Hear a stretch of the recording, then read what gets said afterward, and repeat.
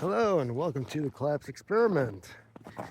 So, when your place of employment decides to engage in illegal activities, this has happened a few times for me, but this is gonna end up being a series, okay? Because I come across this a little more often than I would like. What do you do? Well, there's really not much you can do.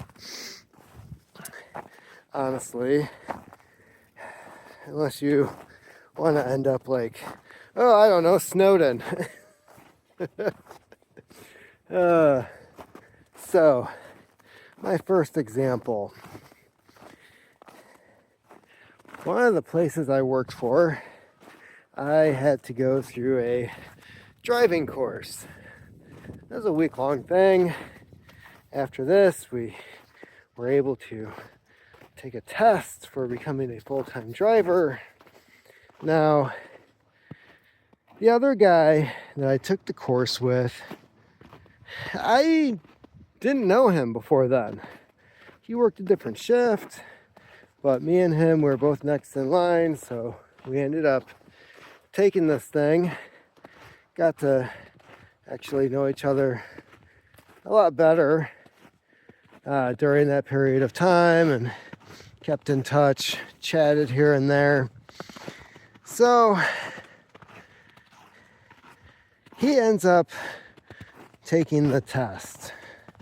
And while he's taking the test, every couple of days, management comes over and says, hey, we're pulling you from this and you're going to have to wait again in order to do this. It could be years.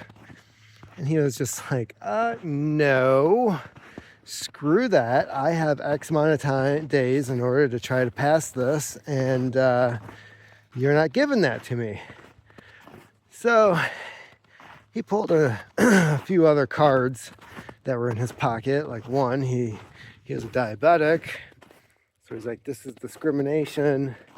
You don't want me to do this because of my medical condition. You can't do that. That's pretty much when they shut up and they let him keep taking the test. Eventually, in the end, he became full-time, and he did that job for a few months. Now, what ended up happening was this guy went to a funeral off the clock. He goes to a funeral. Somebody he knew in high school had died.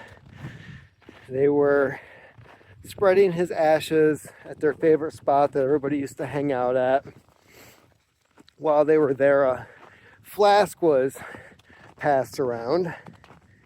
And lo and behold, the police are sitting down the street as everybody is leaving a funeral. So he gets pulled over. He blows hot. He gets arrested. He gets a court date. So, in the meantime, because he's a diabetic, he was trying to get one of those, I forget exactly what they're called. It's a box that will immediately level out your insulin for you. It's pretty pricey, but when you have a condition like he does, you you take advantage of the insurance and whatnot while you can. So he gets that scheduled. He's trying to get this medical procedure. And then what ends up happening is he continues working because his license wasn't taken away. He had a court date. He wasn't found guilty.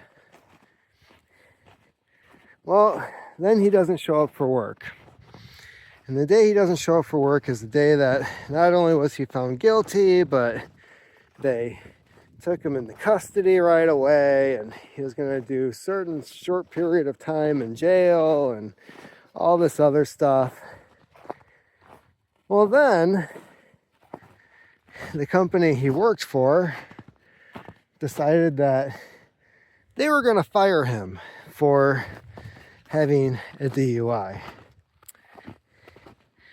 But where's the illegal part of this? Well, come to find out, this guy had a previous DUI from a few years before, over 2 years. The thing is, in Michigan, you can become a professional delivery driver as long as you haven't had a DUI in less than 2 years. So if you had one 3 years ago, you can become a delivery driver. But he had one previously. So this is his second. Here's where it gets sketchy. And here's where the company fucked up. Is that alcoholism is legally considered a disease.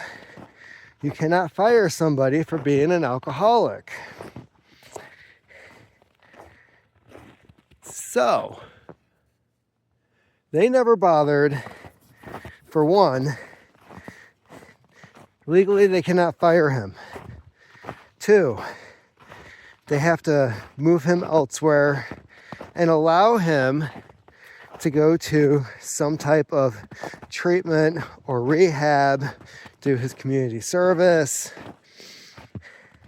The key point is they cannot fire him for a DUI, especially since he has a history of it, which means if he's an alcoholic, which I'm sure the court would say you are, they legally cannot touch him.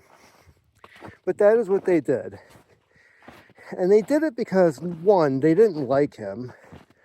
And 2, they don't like anybody who knows the contract, the union contract, and is able to throw it back in their face and say, no, you have to do this.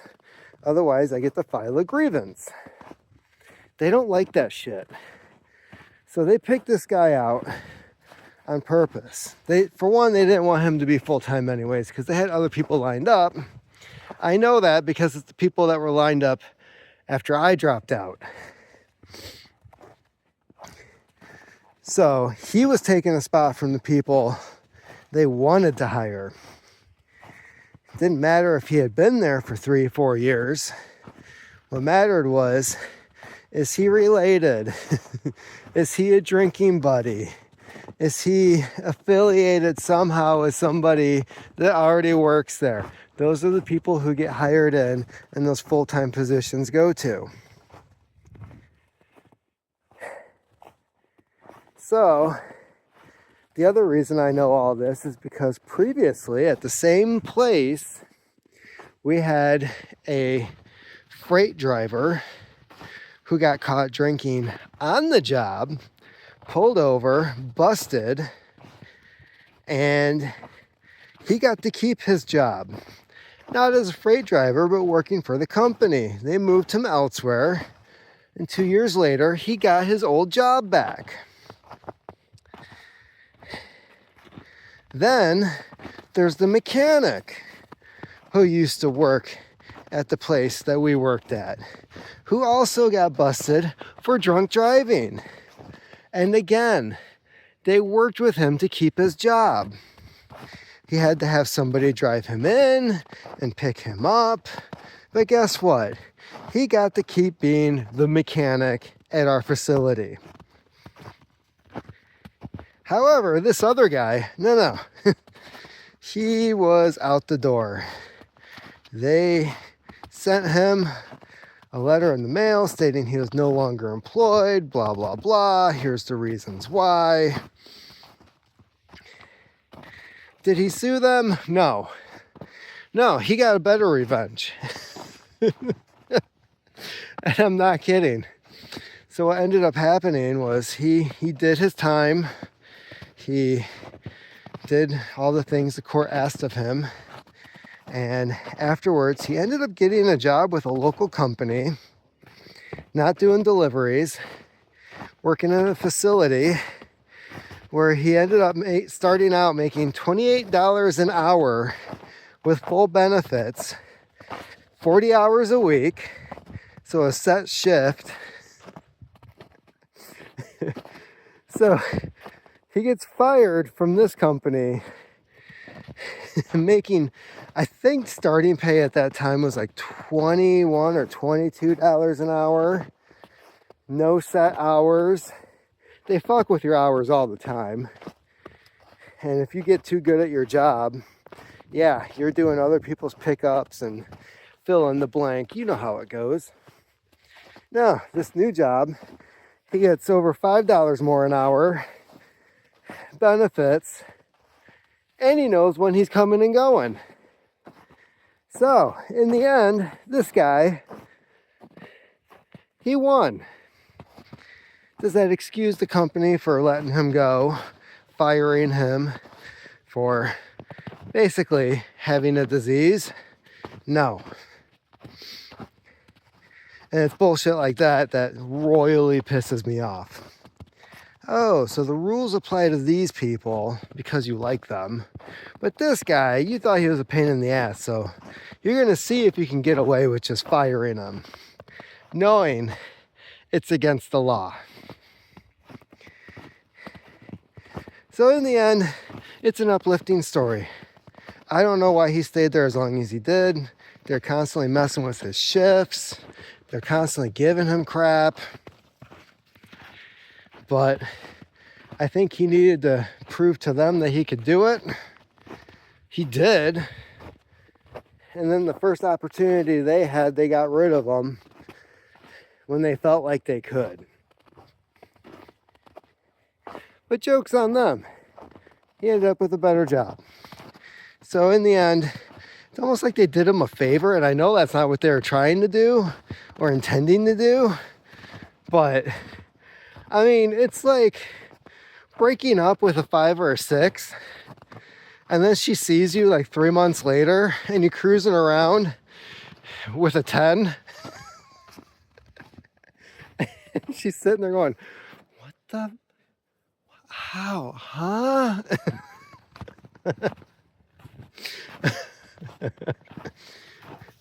So that is the story of that dude.